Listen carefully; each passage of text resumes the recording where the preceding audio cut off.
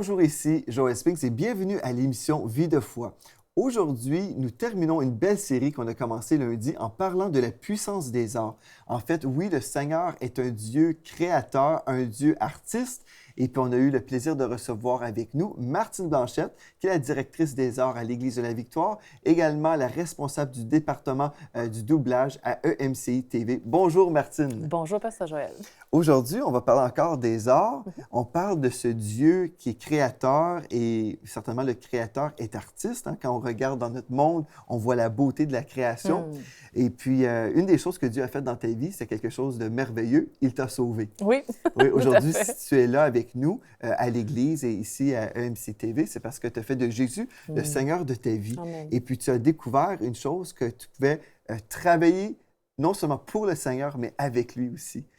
Et il y a un texte dans la parole de Dieu qu'on peut lire ensemble dans 1 Corinthiens chapitre 3 et au verset 9, il est écrit « Car nous sommes ouvriers avec Dieu. Vous êtes le champ de Dieu, l'édifice de Dieu. » Pour toi, ce texte-là a une signification particulière. Oui, parce que depuis pendant toutes les émissions, en fait, on a vu qu'on pouvait prendre notre liberté, puis au niveau des arts. Ouais. Donc, on a vu aussi que Dieu, justement, dans toute sa créativité, a voulu ça, a voulu l'art, a voulu la beauté, a voulu exprimer son caractère Oui. à travers l'art, à travers la beauté, sa création, et qu'on est appelés, nous aussi, à œuvrer dans le même sens. Oui. C'est-à-dire que Dieu a créé le monde et il avait un plan parfait pour l'humanité.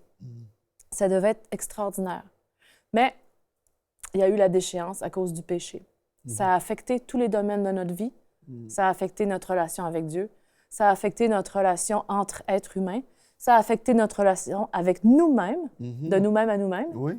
Et ça a affecté notre relation avec la terre, avec la création. Ça a apporté du malheur et du mal partout dans tous ces domaines-là. Ouais. Mais Jésus est venu racheter. Oui. Jésus est venu pour tout sauver et pour tout ramener, tout réconcilier avec Dieu. Oui. Et que tout soit ramené sous l'autorité de Christ.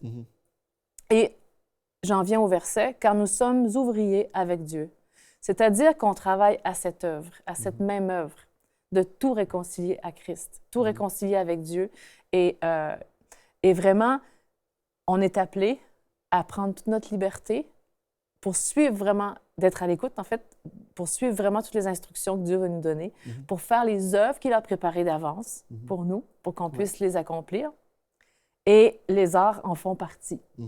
Et puis, pour moi, quand on dit on est ouvrier et qu'on est le champ de Dieu, on est l'édifice de Dieu, on est appelé à édifier le corps de Christ, à faire grandir son corps, à ce qu'il y ait de plus en plus de personnes qui permettent à sa connaissance. Et c'est dans ce sens-là qu'on est ouvrier. Oui. Et en fait, on est aussi ouvrier dans son œuvre artistique, parce que j'essaie toujours mais pas que j'essaie, mais je le vois d'une façon artistique. Oui. C'est-à-dire l'œuvre merveilleuse que Dieu a faite dans sa création, dont on fait partie. Oui. Et ouvrier dans le sens aussi que quand je prie pour un malade ou quand je prie pour quelqu'un et qu'il y a une guérison qui se passe, je suis co-ouvrière avec Christ. Oui. Et je fais l'œuvre que je suis censée faire. Donc, c'est aussi une œuvre de rédemption, c'est aussi une œuvre de création, parce que si quelqu'un est malade, puis qu'on chasse qu'est-ce qui ne va pas, et puis que la personne est régénérée, ben c'est une puissance créatrice, ça aussi. Oui, absolument. Mon attention est attirée vers Éphésiens 2, verset 10, qui dit « Nous sommes son ouvrage, ayant été créés en Jésus-Christ pour de bonnes œuvres », comme tu viens de mentionner. Ouais. Si on prie pour un malade, une personne n'a pas de jambe, et puis on prie, puis la jambe repousse, bien là, c'est un miracle créatrice. Oui. Et puis là, on continue. « Ayant été créés en Jésus-Christ pour de bonnes œuvres que Dieu a préparées d'avance afin que nous les pratiquions. Ouais. » Donc, Dieu avait déjà un plan, comme pour ta vie, Martine, Dieu avait un plan spécifique, préparé à l'avance pour toi, mais tu pouvais dire non à ce plan-là. Comme tout être humain, on peut dire non, parce que Dieu a un plan parfait, mais si on veut rejeter, on peut. Parce que Dieu nous a donné la possibilité de refuser, finalement. Le libre arbitre nous appartient. Donc, toi, Martine, on a entendu parler de ton cœur pour les arts, mais ta première passion, c'est vraiment le Seigneur Jésus. Donc, raconte-nous un peu comment toi, en tant qu'artiste, comment tu as découvert ce Dieu créateur, ce Dieu artiste. Oui. Tu disais que, oui, on a le choix de refuser de connaître Christ, de refuser de s'approcher de lui. On a le choix. On peut résister aussi. Parce que est écrit dans la parole aussi que Dieu a mis dans l'homme la pensée de l'éternité. Ça veut dire que l'homme, inconsciemment, il sait que Dieu existe. Mais il peut résister. Même si on refusait, même si on peut se dire athée ou quoi que ce soit, au plus profond, on le sait. Parce qu'on a été créé pour avoir une relation avec Dieu. Et moi, de mon expérience, c'est que dans mon fin de l'adolescence, près de la vingtaine, je suis allée quelques fois dans une assemblée chrétienne avec une amie. J'y allais peut-être plus pour la suivre et j'entendais parler, j'entendais la parole prêcher, je m'étais acheté une Bible et tout, mais j'avais déjà la foi, une certaine foi. Mes parents étaient catholiques, quand j'étais jeune, j'allais à l'église, mais j'ai grandi avec cette conscience que Dieu était là. J'en ai jamais douté. J'avais une conscience qu'il y avait un Dieu, puis en plus, j'étais consciente de son regard sur moi. Ah oui. Ça, j'étais consciente. Ça a toujours été là dans ma vie. Mes premiers souvenirs, c'est quand j'avais 7-8 ans, justement. Et là, je savais que Dieu était là puis qu'il me voyait. OK. J'avais une certaine crainte de Dieu, parce que c'était plus le Dieu... Enfin, je ne sais pas comment l'exprimer, mais c'était plus un Dieu imposant. Dieu est imposant, mais tu comprends ce que je veux dire? De loin. Oui, de loin, et puis sévère peut-être plus, voilà. Mais bon. Donc, je reviens quand j'étais dans la vingtaine, j'étais allée dans une église évangélique et je m'étais acheté une Bible et je lisais, je surlignais tout ça, mais j'ai jamais vraiment pris de décision. Donc, je sais avec le recul que quand même, je pense que ma foi a commencé à être construite malgré tout par la parole pour les fois où je la lisais. Et pendant 13 ans, ça a pris 13 ans avant que je prenne une décision. Wow! C'est long, hein? Mais ça n'empêche pas que ma foi était là. Mais ma vie n'était pas à Dieu parce que je faisais ma propre vie. Okay. Et à chaque fois que je priais, je demandais pardon parce que je disais, Seigneur, je ne te prie pas assez. Et je disais, je voudrais te donner ma vie puis partir en mission. Pour moi, c'était un peu ça, là. C'était, si je donne ma vie à Dieu, ben j'abandonne tout puis je pars en mission. Mais 13 ans que ça a pris. Wow. Puis, mais finalement, un jour, j'ai quitté le Québec, je suis allée travailler dans une autre province et je suis revenue. Et ça s'est fait tellement simplement quand j'ai compris que de donner sa vie à Dieu, c'était simple. Qu'en fait, c'est lui qui nous attend, qui attend qu'on dise « Oui, Seigneur, je veux marcher avec toi. Oui, je veux que tu sois dans ma vie. Oui, je veux... » Je sais, c'est comme de reconnaître que notre vie dépend de lui. Oui. Au lieu de dire « Non, moi, je veux faire ça parce que ça va trop me coûter cher ou parce que ça va être trop compliqué ou que je vais tout perdre. » Mais dans le fond, la parole le dit aussi. Celui qui tient à garder sa vie la perdra, mais celui qui la donne, tu sais, celui qui renonce à sa vie va la retrouver finalement. C'est ça, oui. Je paraphrase, là, mais c'est ça. Oui. Donc, un jour, je travaillais dans un magasin de musique et je suis allée manger avec un collègue et il s'est simplement mis à me parler de Jésus, mais ça a pris une phrase ou deux et je me suis mise à rire. Ah oui? Ça s'est fait comme ça. Je suis certaine maintenant que c'était comme une conviction du Saint-Esprit. Parce que quand il s'est mis à me parler de Jésus, il n'y avait pas besoin d'en dire plus. Je savais que c'était Dieu qui disait, ben là, j'ai assez attendu, là. Un peu, c'est bon. Et puis, j'ai vraiment pris une décision dans mon cœur à ce moment-là. Je dis, oui, Seigneur, ma vie sans toi, c'est rien. Je vais nulle part, puis je suis malheureuse. Donc, j'ai décidé, lors de ce midi-là, j'ai demandé à la personne, dis-moi où est ton église. Et le dimanche d'après, je suis allée et j'ai dit, j'attendais juste, je me souviens même pas de ce qui a été prêché. Tout ce que j'attendais, c'est qu'il y ait un moment où je pouvais dire devant tout le monde que je prenais ma décision de donner ma vie à Dieu. Wow. Et ça s'est fait facilement comme ça. Pendant les 13 ans, par exemple, est-ce que tu fréquentais une église à l'occasion? Comment ça se passait dans ces 13 ans-là? Non, au tout début, oui. Comme je disais, j'étais allée avec une amie. Okay. Mais en même temps, j'ai été un petit peu... Bon, à cette époque-là, c'était ça que je vivais. Cette amie-là était au conservatoire de musique aussi avec moi. Et je l'appréciais beaucoup.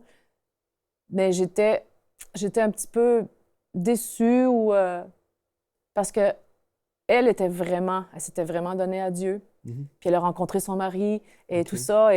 Donc, j'ai un peu perdu mon amie. Ah, OK. Et ça me faisait un peu quelque chose. Donc, pas que j'avais vraiment une amertume ou quoi que ce soit, mais je sais pas, on peut pas tout expliquer, mais Mais tu as attendu quand même les 13 ans avant. Oui, mais en fait, c'est ça. Donc, au début, j'allais à cette église-là quelques fois, mais par la suite, non, j'ai pas fréquenté d'autres églises. Okay. Mais comme je disais, parce que je suis déménagée aussi, j'ai changé d'endroit, mais je lisais la parole, puis je priais de temps en temps. C'est tout, à peu près, ce qui me gardait. Mais Dieu a fait quelque chose de tes vies. Ouais. Finalement, tu as dit oui à Jésus, tu l'as accepté comme ton sauveur personnel. Et même si oui, la première chose que tu as faite, c'était d'aller à l'Église, tu réalises aujourd'hui que ce n'est pas l'Église qui t'a sauvé, c'est vraiment Jésus. Non. Parce que des fois, les gens s'imaginent, pour devenir un enfant de Dieu, il faut adhérer à une religion ou tout ça. Mais ici, on ne parle pas du tout de religion, on parle d'avoir une relation avec Dieu. Ouais. C'est ça, au resto, tu as entendu parler de ce Jésus qui voulait avoir cette relation avec toi. Ouais. Et toi, finalement, t'as abandonné, tu as dit « Oui, Seigneur, je te donne ma vie ». Oui, parce que en fait, si tu veux, depuis l'enfance, j'avais une certaine foi, une conscience que Dieu était là. Par la suite, en étant allée à cette église, là, j'ai eu un petit peu plus de connaissances, mais ça restait ici, ça restait dans ma tête, et je gardais ça un petit peu loin. Mais finalement, ce qui s'est passé, c'est que, comme tu dis, c'est pas une religion, mais c'est un besoin de Dieu. Pas un besoin en tant qu'une béquille, c'est pas ça. Mais c'est vraiment le fait de reconnaître qu'on est fait pour avoir une relation avec lui. C'est ça. Donc, c'est plus que juste dire « oui, j'adhère à un mouvement » ou « oui, je deviens chrétienne », c'est pas ça. C'est vraiment, tu deviens une nouvelle créature. Parce que tu décides ou tu reconnais ton besoin de ton Sauveur. Tu reconnais ton besoin ou tu reconnais le fait que la vie vient de lui. Jésus a les paroles de la vie éternelle. Et quand tu te rends compte que ta vie, même si tu es heureux, même si tu fais bien des bonnes choses, même si tout va bien, il faut en venir un jour à reconnaître que notre source, c'est Dieu. Et c'est la source de tout. C'est ça. Et c'est avec lui qu'il faut vivre. Voilà. Et aujourd'hui, en tant qu'artiste, quand tu fais tes œuvres, tu le fais comme en reconnaissance aussi de cette relation que tu as avec Dieu. C'est pas par ces choses-là que tu vas mériter ton ciel. Parce qu'il y a beaucoup de personnes qui s'imaginent, je vais faire des bonnes choses, et si je fais assez de bonnes choses, Dieu va faire un calcul, et puis à la fin de ma vie, je pourrai savoir si je rentre au ciel ou non. Il y a beaucoup de personnes qui pensent comme ça, que c'est par nos œuvres qu'on peut mériter notre ciel. Il y a un texte dans la parole de Dieu, dans Éphésiens chapitre 2, on a déjà lu le verset 10, mais je vais reprendre un peu plus haut. En fait, au verset 8, il est écrit « C'est par la grâce que vous êtes sauvés, par le moyen de la foi, et cela ne vient pas de vous, c'est le don de Dieu.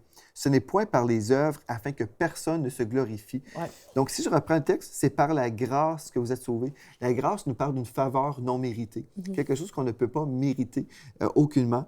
Ensuite, par le moyen de la foi. Donc, on est sauvé. Ou si on peut traduire cette expression-là, l'expliquer d'une autre façon, la façon qu'on peut rentrer au ciel, si on veut, c'est par la grâce, une faveur que Dieu nous fait. C'est vraiment un don. C'est par la grâce que vous êtes sauvés par le moyen de la foi. Et toi, tu avais une foi, là, Martine, quand même, depuis ton enfance. Tu croyais en Dieu et pourtant, tu n'étais pas encore un enfant de Dieu. Non. Parce que c'est pas juste une foi où je crois que Dieu existe. Par exemple, je peux croire que Napoléon, César ont existé. Mais cette connaissance-là ou cette foi ne nous sauve pas. Non. Il y a une foi qui nous sauve. Est-ce que tu peux expliquer peut-être la différence pour quelqu'un qui dirait « Oui, je crois que Dieu existe. » Oui. En fait, si je peux croire que telle personne est là. Mhm. Je peux croire qu'elle a un cadeau pour moi, par exemple, Mhm. et que ce cadeau va me permettre de vivre tout le temps. Mhm. Mais si je le crois, ben, c'est une chose. Mais tant que je ne reçois pas ce cadeau-là, Mhm. ben, je pourrais pas. Je vais rester dans mon coin puis je vais mourir. Mhm. Et ben, c'est ça. Le cadeau que Dieu nous a donné, c'est Jésus-Christ qui a payé pour tous nos péchés à la croix. Mhm. Et donc, il a payé pour tout le mal que j'ai pu faire. Il a Mhm. payé pour le mal que les gens ont pu me faire aussi. Mhm. Et en lui, on a la guérison. Mhm. En lui, on a le pardon des péchés. Mhm. On a tout. C'est On ça. a tout. Et si je m'approprie ce salut-là, si je reconnais vraiment qu'il est mon sauveur, mais ma vie est en lui. Mhm. Ma vie est en lui. Mhm. Et par lui, j'ai la vie éternelle C'est et ça. le pardon des péchés. C'est ça. vraiment ça. Oui, exactement. Et puis, le texte nous dit, cela ne vient pas de vous, c'est le don de Dieu. Mhm. Justement, comme tu viens de mentionner, c'est un don que Dieu nous fait. Mhm. Et des fois, la religion enseigne, ben, je dis des fois, toujours, la religion enseigne toujours, c'est par les œuvres que nous sommes sauvés. Si on mérite notre ciel, bien, on va pouvoir rentrer au ciel. Si on a fait assez de bonnes choses, finalement, Dieu va nous dire, OK, je t'accepte. Mhm. Mais en fait, la Bible dit le contraire. Ce n'est pas, et cela ne vient pas de vous. Mhm. Cela est le don de Dieu. Mhm. Donc, si ça ne vient pas de moi, ça vient de quelqu'un, là. Mhm. Et puis le don, la Bible nous dit, vient de Dieu. Mhm. Donc, comment pouvons-nous faire vraiment pour recevoir ce don de la vie éternelle? Bien, on comprend, c'est par le moyen de la foi, mais comme j'ai déjà mentionné, on peut croire que Dieu existe et ne pas être sauvé. Comme toi, tu as cru que oui, Dieu existe, mais tu n'étais pas encore sauvé. Mhm. Donc, il y a la foi intellectuelle, où Ouais. on croit, et même dans nos émotions, on peut croire que Dieu existe Mhm. dans notre âme, mais ce qui nous sauve, c'est quand on le reçoit dans notre vie, et puis c'est une foi où on s'abandonne entre les mains de Dieu et on déclare que Jésus devient le maître de notre vie. Ouais. Et dans le langage chrétien, on va dire le Seigneur de notre vie, mais simplement pour préciser, quand on dit que Jésus devient notre maître, on peut dire il est le Seigneur. Il Ouais. est le Seigneur. C'est lui qui va nous diriger dans notre vie. Comme dans les œuvres artistiques que toi, tu peux faire, tu veux qu'il soit là pour diriger tes arts, tes œuvres, tout ce que tu vas faire, qu'il soit ton directeur. Et puis, c'est ça qu'on veut dans notre vie, que ce soit dans les arts ou peu importe le niveau de notre expérience. Là. Ouais. Si je peux me permettre, Oui. j'ai une image qui est simple, mais qui peut peut-être parler à une personne. Si on imagine une balance, Mhm. une balance où on voit les deux choses, là, Oui. et si on pense que c'est justement par nos œuvres ou parce qu'on a fait... Bon, si on met d'un côté de la balance nos mauvaises œuvres ou nos mauvais choix ou les mauvais coups ou les mensonges ou toutes les choses qu'on a faites de mal, et de l'autre côté, les choses qu'on a faites de bien. Mhm. Bon, peut-être pour certaines personnes, c'est le bien qui va peser le plus. Peut-être pour d'autres, c'est plus le mal qui va peser. Mais d'une façon ou d'une autre, c'est pas ça qui va faire qu'on va avoir la vie éternelle ou qu'on va gagner notre ciel, OK, comme on pourrait dire. Mais la parole dit que Dieu est amour. Et Dieu a envoyé Jésus-Christ. Mhm. La parole dit aussi que l'amour couvre une multitude de fautes. Mhm. Ça veut dire que dans la balance, ce que ça prend, c'est que l'amour va venir couvrir, même effacer tout ce qui a été fait de mal. C'est ça. Et c'est l'amour qui est plus pesant que même toutes les bonnes choses que tu as faites. C'est ça. Et c'est ça, c'est cet amour qu'il faut recevoir en C'est merveilleux. Jésus-Christ. C'est une belle illustration, une belle vision, absolument. Et Dieu est amour. Et c'est lui qui vient nous sauver. Donc, c'est merveilleux. Donc, c'est par la grâce que vous êtes sauvés. Donc, une faveur non méritée par le moyen de la foi, où j'exerce ma foi et je dis, oui, je te donne ma vie, Dieu. Et on connaît le Fils de Dieu, Jésus. C'est lui qui est mort sur la croix pour payer notre dette de péché. Parce qu'en fait, nous sommes tous pécheurs. Quand on arrive dans ce monde, nous sommes tous pécheurs parce qu'on n'a jamais besoin d'enseigner à un enfant comment commettre un péché. Non. Les enfants le savent tout à fait naturellement. Donc, nous sommes tous pécheurs, mais nous pouvons devenir des saints. Et la Bible nous parle comment on peut être totalement pardonné de tous nos péchés. Et puis, comme tu dis, si on devait mesurer nos fautes et nos bons coups, finalement, bien, finalement, ça serait peut-être très difficile d'évaluer qui va rentrer au ciel. Mais la Bible nous dit que pour entrer au ciel, nous devons être parfaits. Et même si on a fait beaucoup de bonnes choses, une seule chose, un seul manquement, mais finalement, va nous disqualifier. Donc, la seule façon qu'on peut rentrer au ciel, c'est d'être parfaitement pardonné. Et comme tu l'as exprimé, c'est l'amour de Dieu qui s'est manifesté. Jésus a quitté le ciel, il est venu sur la terre, il a vécu cette vie parfaite. Et là, ensuite, il a reçu le châtiment que nous méritions. On méritait, nous, le châtiment pour nos fautes, mais en fait, Jésus a tout payé pour nous. Et puis finalement, on peut dire aujourd'hui que nous sommes sauvés et on est justifiés, on est totalement pardonnés parce que Jésus l'a fait pour nous. Et je peux déclarer aujourd'hui, si je suis pur, c'est parce que Jésus m'a purifié. Il a versé son sang, il est mort sur la croix. Il a prouvé en plus qu'il était victorieux sur la mort parce qu'il est ressuscité d'entre les morts. Et donc, je peux placer ma foi en quelqu'un qui est victorieux sur la mort et qui me promet la vie éternelle. Et c'est alors que là, je vais faire des bonnes choses. Ouais. La religion va toujours inverser. La religion va dire, faites des bonnes choses et ensuite, Dieu vous accordera la vie éternelle. Mais la Bible me dit le contraire. La Bible me dit, c'est par la grâce que vous êtes sauvés par le moyen de la foi. Et cela ne vient pas de vous, c'est le don de Dieu. Ce n'est pas par les œuvres afin que personne ne se glorifie. Donc, je n'ai aucune raison de me glorifier. C'est vraiment Jésus qui a tout accompli pour moi. Amen. Car nous sommes son ouvrage ayant été créé en Jésus-Christ pour de bonnes œuvres. Donc là, je vais faire des bonnes choses, comme je peux donner de l'argent aux pauvres, je peux faire des voyages missionnaires comme toi, tu avais à cœur de faire. Je peux faire des bonnes choses que Dieu avait même préparées à l'avance, mais ça sera toujours par reconnaissance, parce que j'aime Dieu. Oui, et c'est pas pour accomplir quelque chose. C'est plutôt le résultat, c'est plutôt que tu es poussé à faire ces choses-là. C'est ça. Et tu les fais pas pour gagner quelque chose, mais tu les fais pour démontrer l'amour de Dieu. C'est ça. Donc, c'est complètement différent. Absolument. Et aujourd'hui, vous êtes là. Et puis, si vous n'avez jamais fait de Jésus le Seigneur de votre vie, on veut vous donner cette opportunité-là. Nous avons présenté ce Dieu créateur, ce Dieu artiste tout au long de cette semaine. Et c'est super d'apprendre des choses sur Dieu. Mais si vous avez simplement appris des choses sur Dieu sans connaître Dieu, vous avez passé à côté. On veut vous donner cette opportunité aujourd'hui. J'aimerais vous démontrer à partir de la parole de Dieu comment vous pouvez établir une relation vivante avec Dieu, comme Martine a fait depuis de nombreuses années. Aujourd'hui, elle marche avec Jésus et vous pouvez également découvrir cette vie véritable. La véritable vie, c'est cette vie avec le Seigneur Jésus. Dans Romains chapitre 10 et au verset 8, il est écrit « Que dit-elle donc? La parole est près de toi, dans ta bouche et dans ton cœur. Or, c'est la parole de la foi que nous prêchons. » Au verset 9, « Si tu confesses de ta bouche le Seigneur Jésus et si tu crois dans ton cœur que Dieu l'a ressuscité des morts, tu seras sauvé. Car c'est en croyant du cœur qu'on parvient à la justice. » Donc, on était coupable de péché, mais nous sommes déclarés justes en croyant du cœur. Et c'est en confessant de la bouche qu'on parvient au salut, en confessant de la bouche. Et Martine, des fois, les gens s'imaginent qu'on doit confesser tous nos péchés pour être sauvés. Tu dirais quoi, toi, à cette personne? Bien, je dirais que ça serait pas mal compliqué. Parce que tout d'un coup, on en oublierait un. Oui. Donc, on confesse plutôt notre foi en Jésus. Ouais. On croit que c'est lui qui a vraiment payé pour tous nos péchés. Ouais. Et là, comme on le déclare de notre bouche, c'est alors que Dieu entend et Dieu répond. En fait, il nous attend, là. Dieu attend simplement notre oui. Et puis, il veut qu'on puisse être rétabli dans notre relation avec lui.